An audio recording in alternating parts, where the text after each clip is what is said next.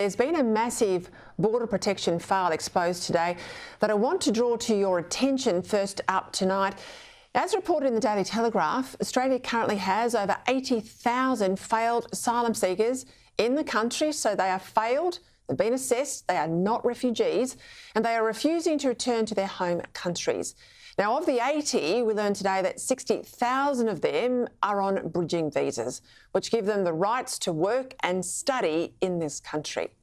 Now, how many has the federal government been able to deport out of this 80,000 in recent months? How many?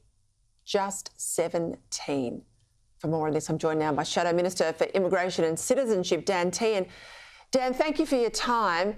I mean, I had to put this at the top of the show. 80,000 failed asylum seekers, a lot of them that came, of course, in the Rudd-Gillard years, but they've come since then. These are outrageous figures, and of course, so many of them, by refusing to go home, are living on the largesse of the Australian taxpayer. That's right, Peter. We found out through asking questions on notice that of those 80,000, 60,000 have work rights and study rights. And the question that the Prime Minister needs to answer, because once again Andrew Giles has gone into hiding, is what is he doing to remove these people from the country during a housing crisis, during a rental crisis?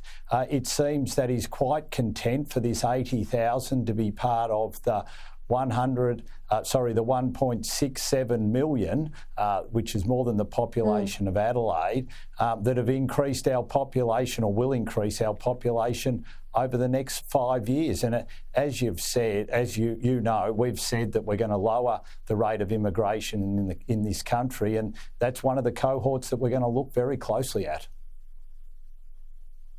Yeah, interesting you make mention there. Andrew Giles is in hiding, but the Prime Minister, he was pushed on this today. This is what he had to say. We're addressing the migration issue, we're addressing the housing issue, we're addressing all of the challenges that are before Australia in a considered, orderly way. That is something that has characterised my government. I'll listen to the sort of campaign messages from your leader and the Prime Minister today. The Prime Minister on the side of Big Australia.